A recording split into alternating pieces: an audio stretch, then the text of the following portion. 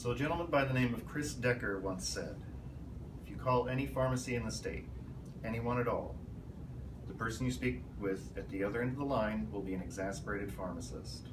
And why are they exasperated? Well, as a person that works in a pharmacy, I can tell you, it's because of the obstacles we encounter when we try and fill your prescriptions. We've all been sick, we've all gone to the doctor's office and been examined and poked and prodded and treated. And eventually, at the end of your visit, they'll give you a prescription, or they'll send it into the pharmacy for you. Now, even though they give you that, it doesn't mean it's a valid prescription. Now, according to the Drug Enforcement Administration, or DEA, they have a list of criteria that must be met in order for a prescription to be valid. And that can be found under the Office of Diversion Control in their Practitioner's Manual, Section 5. So we have a sample prescription here. It's got the things that are needed for this to become a valid prescription. It's got information about the provider and the provider's location and contact information and their credentials. It's got information about the patient, including name and address, date of birth. Very important, the date must be written on here for the date that it was written. Without a date, it could have been written at any time, and that would be something that the pharmacy would need to verify with the prescriber's office. It also tells you what the prescriber is prescribing. In this case, it's a shampoo to help with dandruff. It tells you how the patient is supposed to be used it, and it also tells you how much to dispense. And down here, there's some refill information and also lines for the doctor to sign on. The doctor must sign the prescription in order for it to be a valid prescription. If they sign under substitution permitted, then we can substitute generic products for brand name products.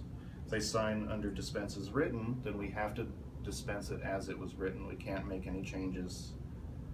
And then in the corner here, I've got the Washington Board of Pharmacy seal of approval. And this must be on every prescription in the state of Washington in order for it to be valid. Without that, we need to call and confirm. And again, all of these things are there to make sure that we're not dealing with forgeries. It makes it difficult when the providers forget to do something as simple as signing a prescription, but it happens more often than you think it would.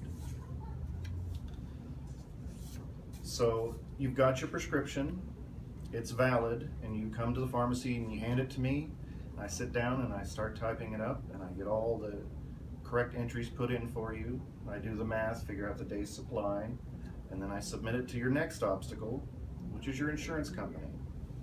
Now, the insurance company has a thing called a formulary, which is a list of medications they will approve automatically. You don't need any special judgments or anything. So as long as it meets their plan limit requirements, and sometimes they'll put a limit on how much of something you can get each month, as long as it meets all those requirements and it's on their formulary, it'll go on to be filled for you. But there's a lot of medications out there that require something called a prior authorization. And that's where the insurance company is saying, we don't necessarily want to pay for this, we need more information from the doctor. So that's where my job as a pharmacy technician, I gather the information needed and I submit it to the doctor's office, usually by fax, or I send it straight to the insurance company and they'll contact the doctor's office. Either way, once it needs a prior authorization and I submit that information, it's out of my hands. It's now between the doctor's office and the insurance company. Usually the doctor's office has to call up and verify verbally or fax in some sort of chart notes, and this is the justification of why you should get your medication. Most cases, it only takes a day or two. Oftentimes it takes more than a week to get the approval for a medication.